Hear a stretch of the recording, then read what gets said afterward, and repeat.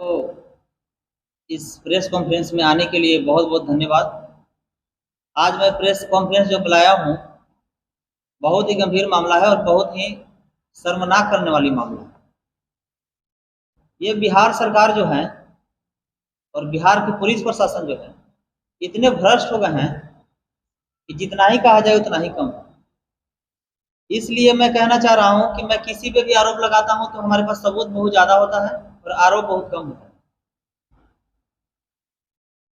बिहार में बढ़ते जुल्म, शोषण, अत्याचार, बलात्कार, हत्या हो रही है बहुत सारे लोग, और बहुत सारे लोग जो है रोड पर अपना न्याय के लिए, अधिकार के लिए, हक के लिए आ रहे हैं। लेकिन सरकार के पता न कान में कौन सा ऐसा कनौवा जम गया है और बिहार प्रशासन के कान में कौन सा ऐसा कनौवा जम गया है, हमें यह समझ में नहीं आ रही है कि क्या बिहार के गरीब गुरबे कमजोर समाज के जो लोग हैं, क्या उन लोग को न्याय देने अमेरिका के पुलिस आएंगे या अमेरिका के बरेक ओबामा जी आएंगे? मेरा कहना है पत्रकार महोदय सभी लोगों से, और मैं पूरे बिहार को लोगों को मैं बताना चाह रहा हूं कि माननीय मुख्यमंत्री नीतीश कुमार जी जो हैं, ये सिर्फ कहने को ओबीसी है, लेकिन इनके अंदर फॉरवर्ड का जो माइंड जो होता है फुट के भरा हुआ है, जो मैं आज आप लोगों को बताना चाह रहा हूँ। ये मुख्यमंत्री जी नीतीश कुमार जी का जब से सरकार बनी है तब से अभी तक 8 IAS IPS को SC ST OBC मुस्लिम समाज को बर्बाद कर दिया। जैसे में जो सीनियर IAS बने हैं, जो डायरेक्ट IAS बने हैं, जो डायरेक्ट IPS बने हैं, ये लोग फॉर्मेटेड नहीं है। जैसे में IAS एक आप लोग सुने हुए KP रमैया सर के नाम, उन पर FIR हुआ, उनको सस्पेंड कर दिया गया। दूसरा सुधीर कुमार, वो शेड्यूल कास्ट के सीनियर IAS थे, उनको पर FIR किया गया, उनको सस्पेंड किया गया।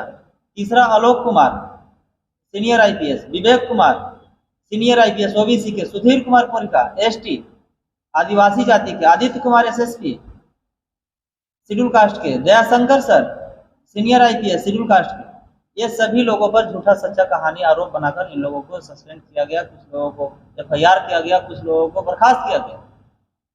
तो मेरा माननीय मुख्यमंत्री जी से कहना है, क्या सिर्फ SC ST OBC और मुस्लिम समाज के जो IAS IPS जन्मे हैं सब भ्रष्ट हैं, चोर हैं, और अपर कास्ट के जो लोग हैं क्या वो साधु हैं? मैं अपर कास्ट के 4 IAS IPS के विरुद्ध अभी तक हमने सबूत के साथ देने का काम किया, उस पर कार्रवाई करने के लिए आंख में कीची क्यों जम गया?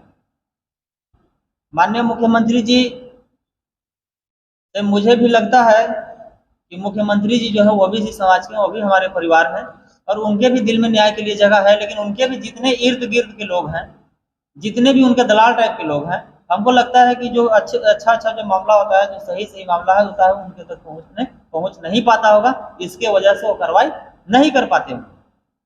दूसरा सवाल कि बाकरचक में कितने के जादव जी को द्वारा जादवे जी को घर छोड़वा दिया गया, रविदास जाति को, बेटी बहन को बराबर बलात्कार करने का प्रयास किया जा रहा है, हत्या करने का प्रयास किया जा रहा है, हत्या भी कर दिया गया है। उसके लिए गर्दनी बाग धरना प्रदर्शन किया गया, SSP राजीव मिश्रा सर को कार्यालय को घेराव करने का प्रयास किया गया। और सोनम यादव इधर आइए,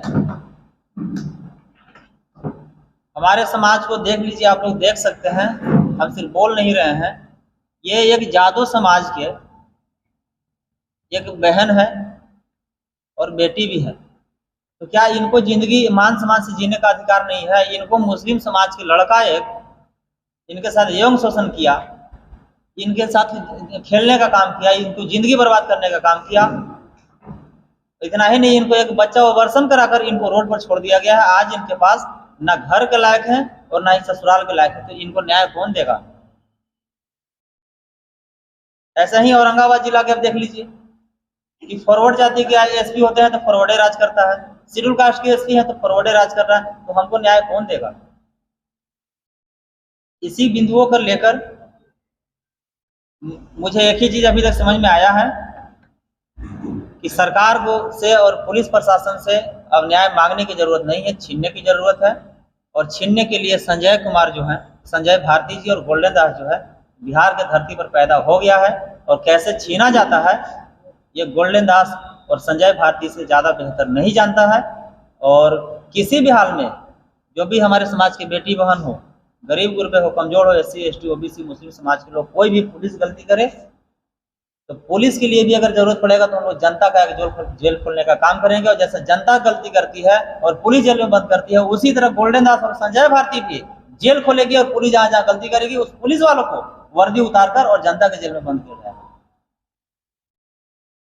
कर्नल जी, एक सवाल आपसे ये होता है, बहुत सारे लोग ऐसा आरोप लगाते हैं कि आपकी लड़ाई ज्यादातर पुलिस वाले से ही होती है।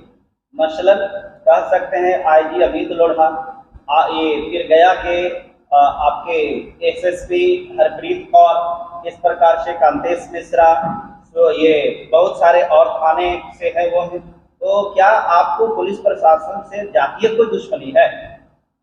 चितरंजन जी, मेरा कहना है कि अभी तलवार से काटने हम आपको आएंगे तो आप किससे लड़िएगा? आप बताइए इसका जवाब। हम ही से लड़िएगा ना। तो अभी हमारे समाज के बेटी बहन पर जुल्म, अत्याचार, बलात्कार, हत्या जो हो रहा है और उस पर प्रशासन संज्ञान नहीं ले रही है, तो मैं किससे लड़ूं? जिस दिन प्रशासन एक्टिव हो जाएगी, जिस दिन प्रशासन न्याय के नियत से वो यदि रोड पर आकर लोगों को न्याय देना चालू कर देगा, तो क्या किसी गुंडा के औकात है कि हाथ लगाने के तो बहुत दूर की बात है, आंख उठाने से पहले सोचेगा कि बिहार के प्रशासन जो है बहुत सख्त है। आप दलितों पे अत्याचार की बात कर रहे हैं, कुछ बोलते हैं कि हम एक की पार्टी है, सभी को साथ लेकर चलने का काम करते हैं, आप इस तरह से जो है उनका लगा रहे हैं। अभिषेक जी, माननीय मुख्यमंत्री जी जो हैं वो भी ओबीसी समाज के हैं और जो कहते हैं कि मैं सभी को एक समान लेकर चलता हूं, तो मैं उनसे पूछना चाह रहा हूं कि बिहार के मुख्यमंत्री जी जो हैं वो जाति के कुर्मी है ना? तो मुझे यह बताया जाए कि बिहार जो है कितने कुर्मी जात के सीओ हैं, कितने कुर्मी जात के बीडीओ हैं, कितने कुर्मी जात के थाना अध्यक्ष हैं, कितने कुर्मी जात के एसपी हैं, कितने कुर्मी जात के डीएसपी हैं, कितने कुर्मी जात के डीएम है और कितने कुर्मी जात के आईएएस आईपीएस को 3800 जिला में बहाल करने का काम। सर, आपका ये भी आरोप लगता है कि सिर्फ आप जो है चंद जातियों को, दरअसल मैं जैसे मैं बात करूँ कि चमार और साथ की लड़ाई लड़ते हैं, तो क्या ये बात में कितनी सच्चाई है जो लोग आप पर आरोप लगाते हैं? ये कुछ लोग आरोप लगाते हैं कि ये मीडिया वाले आरोप लगा रहे हैं, पहले स्पष्ट कर दीजिए। मीडिया वाले का लोग आरोप लगाते हैं, और जैसा कि आपको धरना प्रदर्शन में भी देखा गया है, आमतौर पर नहीं आप चमारों की ज्यादातर बात करते हैं, लड़ाई लड़ते हैं, इसको आप स्पष्ट। भाई साहब, मैं ना चमार हूँ और ना ही मैं फारवर्ड हूँ। बाबा साहब हमारे एक बात बोले थे कि मैं ना हिंदू बनूंगा ना मुसलमान बनूंगा, मैं इंसान के औलाद हूँ, मैं इंसान बनूंगा। और अगर लगता है किसी को कि मैं सिर्फ चमार की लड़ाई लड़ता हूँ, तो एससी एसटी ओबीसी मुस्लिम समाज के कोई भी मुद्दा को हमारे पास दे, और अगर मैं उस लड़ाई को लड़ने का काम नहीं करूंगा तो यही समाज हमको जूता के माला सरेआम खुलेआम पहना कर और हमको घर भेजाने का। फॉरवर्ड का फॉरवर्ड में जैसे फॉरवर्ड तो खुद सक्षम है मैम। इनका कहना है कि अगर मान लीजिए फॉरवर्ड में किसी महिला के साथ होता है, देखिए हमारे नजर में जो है सब एक समान है, लेकिन फॉरवर्ड अगर चाहता है कि गोल्डन दास चमार जाति के पास जाने से गोल्डन दास से हमको न्याय मिल जाएगा, तो हमारे पास आवे, उनका भी सम्मान है, मैं उनका भी लड़ाई लड़ूंगा, मैं उनको भी न्याय देने का। मुझे किसी जात से लड़ाई नहीं है, मुझे जातिवाद से लड़ाई है। गोल्डन जी, एक महत्वपूर्ण सवाल ये है कि बहुत सारे लोग आपके कार्य प्रणाली को देख करके उनको लगता कि आपको बैक से कोई पार्टी का समर्थन मिलता है, क्या आप कोई पार्टी से समर्थन प्राप्त है आपको? किस पार्टी से क्या बात कर रहे हैं? कोई पार्टी से हो सकता है, जैसे बीजेपी हो सकता है, बीजेपी हो सकता है, जेडीयू हो सकता है, या और कोई भी पार्टी हो सकती है। भाई साहब, मैं शुरू से बोलते आ रहा हूँ